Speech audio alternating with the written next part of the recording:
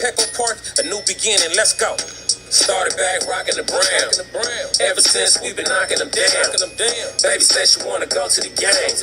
Taught her how to say Padres gang. Started back rocking the brown. Ever since we been knocking them down. Mitchell and Ness with the old school name. All of the homies holler Padre gang. Yeah. Good day, everybody. Welcome to the Talking Friars pregame show, August 17th, 2022. I'm your host, Ben Fadden. Padres and the Marlins get underway today at 1:10 p.m. Pacific time. Don't know why they're playing a getaway game at 4 o'clock when no one goes to the ballpark anyway on a Wednesday. The Padres are going to get home probably like at midnight tonight, and then they have the night game tomorrow, 4-game series against the Nationals. So usually I would think most road trips on the East Coast, it's a getaway day for the West Coast team or for any team. The game would start at 10 a.m. our time, but no, it's going to start at 1 our time. Going to be 4 o'clock their time. I appreciate you joining me. Padres are 65-54 entering today. The Marlins are 52-65. Obviously last night, Padres lost 4-3. Couldn't drive in many runners with runners in scoring position. They would have been shut out the first 2 games of this series if it wasn't for Manny Machado delivering that big bases clearing that double that tied the game at 3 at one point. Then Garcia gave up the lead, and 4-3 was the final. Manny and Soto got in that 9th inning. Then Bell, Crony, and Myers struck out, and that was that. It's already an unsuccessful road trip, I think, playing 2 bad teams, Nationals and the Marlins, and the best that they can do is have a 500 record. But hey, a 500 record is better than being 2-4 on the road trip, right? So today's game is huge. Bally Sports San Diego, 97 to the Fan. Clevenger's on the mound for the Pods, and then Pablo Lopez on the mound for the Marlins. It's another tough pitching matchup for the Padres. There's a little bit of changes in the lineup, and we'll get to that. With Clev in his last start, went 5 innings, gave up 1 run. The walks were too much. 4 walks, that's a lot. Didn't strike out many guys, 3. So hopefully he can go a little bit deeper, especially after yesterday with Manaea going such a short distance in that game. It was like less than 70 pitches. So hopefully Clev can go longer than that. Hopefully he doesn't have a tired arm like I think Bomel said last night that Manaea had, which is a little concerning for me. I don't think Manaea is going to throw another bullpen before his next start just to rest it. But yeah, hopefully Clev can deliver a better performance than what Manaea did yesterday. Hopefully he doesn't give up 2 home runs to the same guy, to a no-name guy that none of us have heard of entering the game, at Nick Fortes. He was catching yesterday, I believe, and now he's DHing today. Again, there's no power in this lineup. Sure, they can hit home runs every once in a while, and we've seen that in this series, but even like today for the Marlins, Jesus Aguilar is not in there. Their 3 hitters, Brian Anderson. Their 4 hitters, J.J. Bleday, who has 3 home runs. Hit one of them, I believe, on Monday. So not a whole lot of power, and just attack, and hopefully the sun can be shining. I know there's a dome, but you get Sunshine's his nickname. Hopefully you get it. So hopefully the sun is shining on the mound today, not in the Marlins dugout, and not at the plate when the Marlins are hitting. With Pablo Lopez, he went 5 2/3 innings his last start, gave up 2 runs, 4 runs the start before that, 6 runs the start before that. So he hasn't been amazing since the All-Star break. Didn't know if he was going to get traded or not. He ends up not getting traded. It's still going to be another tough pitching matchup. I mean, this guy, I think he's 26 years old. Yeah, there's been some clunkers in there, but a lot of the time it's 1 run, no runs. Just looking at his game logs here, 2 runs. He's gone 7 innings multiple times this year, working deep, 6 innings. He's gone 8 innings one time. So if he's pitching the way he usually has pitched this year, he's probably going to go deep. And that's one of the keys for the Padres is, I want them to get, obviously, the Marlins bullpen early, and that's what I've been trying to say during every pregame show during this series. But some of their at-bats, it's like, okay, if he's going to give you that fastball down the middle, swing at that first pitch. Like, I understand you work in the count and you want to get the pitch count up, but regardless of who they're facing, starting pitching wise in this series, like all three guys are talented starters. And so some guys, like, okay, if Soto's going to go deep in a count, I understand that.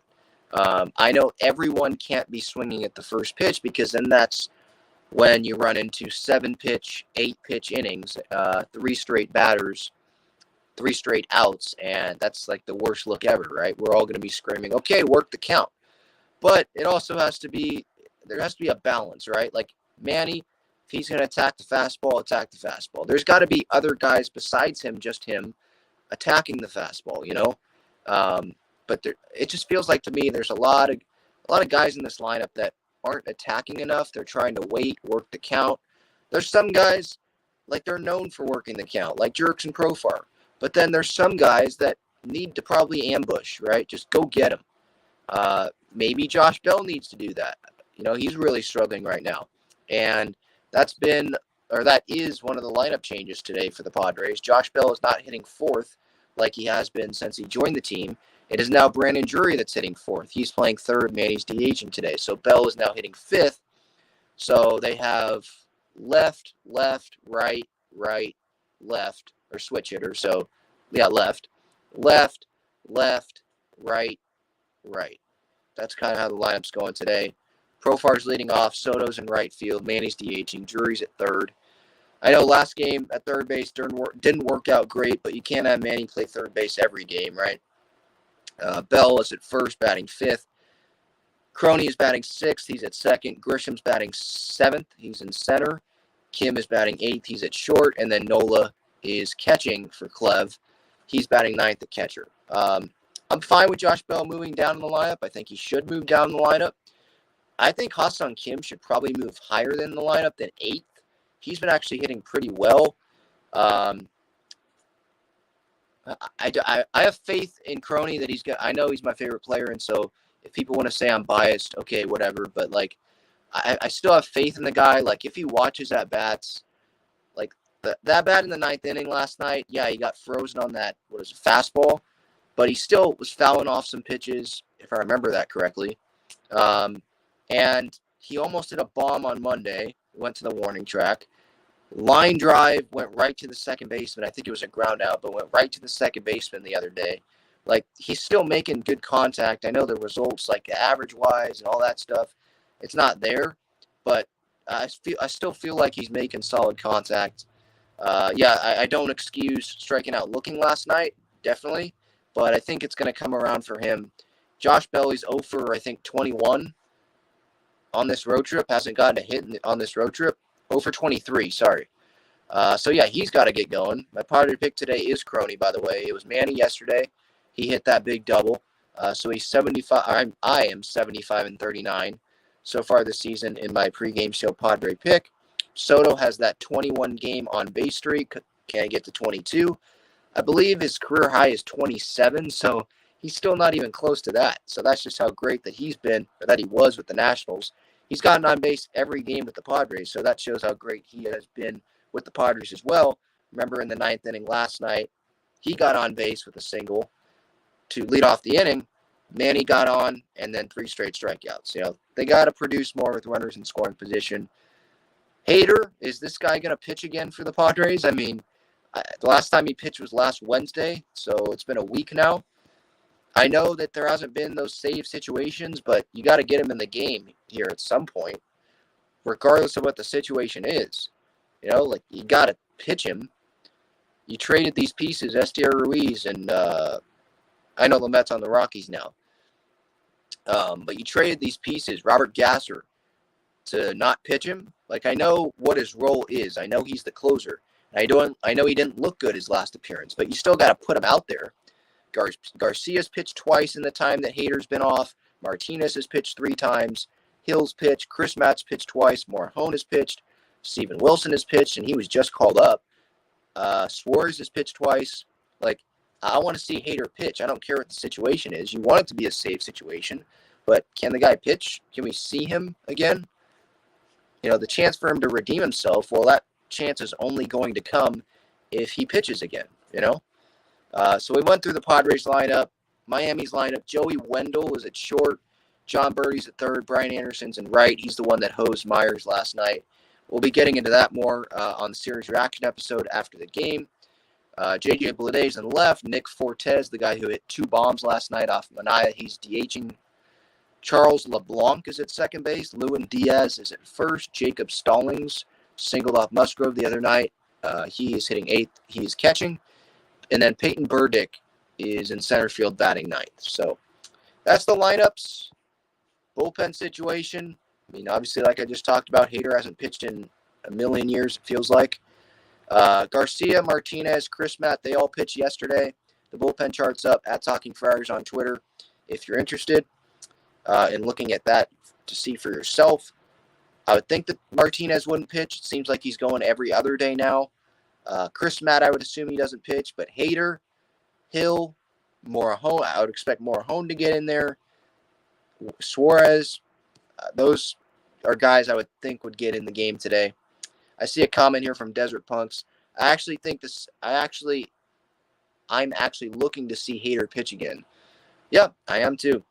Guy hasn't pitched in a week. Like, at some point, it's like, okay, I know he's a closer, but don't you want to use him at some point? Not a big sample size against Pablo Lopez. Josh Bell, 11 at-bats. 273 off him, driven in a run. Soto has the biggest sample size because he was with the Nationals in the National League East. He's hitting 348 off of Pablo Lopez. I mean, that's not surprising. He hits well pretty much off of every guy in the league. So maybe he should have been my Padre pick, but I feel like I've been riding Manny and Soto a lot. So I'm going to go with Crony. 110's the first pitch. Padres looking for their 66th win of the year. Marlins looking to sweep the Padres. Boy, that would not be good if the Padres get swept today. The highlights will be at not highlights. Any clips that I feel like I want to put out at Talking Friars on Twitter. I recommend you follow that. Subscribe to this YouTube channel for daily Padres content. Dylan asks, what's wrong with Cronenworth? Pulling off the ball, trying for too many fly balls, can't figure it out. Yeah, I've noticed that it does feel like he's swinging out of his shoes a little bit sometimes. I've noticed that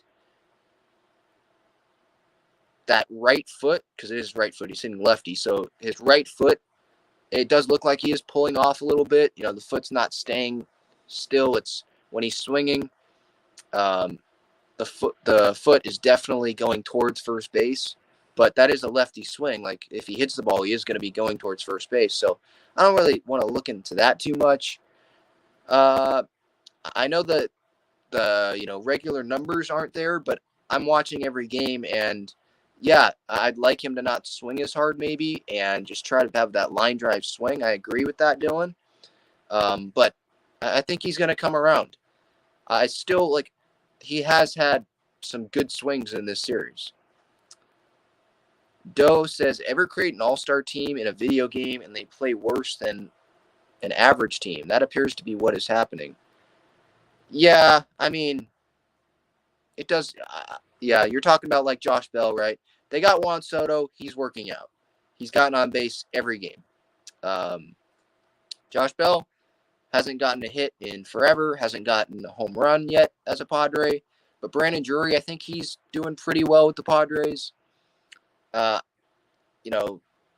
bottom of the lineup, yeah, you could say that's a hole there. I know Kim's bottom third. He's actually been playing well. So you could say Bell in the bottom third, excluding Kim. That's probably the holes right now. Crony maybe a little bit. I don't play much video games, but I understand the point. Like, an all-star team, and they're just not performing up to expectations. That's what your point is. And yeah, it's frustrating. I'd like the pitching staff to, Clev today, maybe give up 1 run or 2 runs and then see what happens. Bell might be pressing a little bit.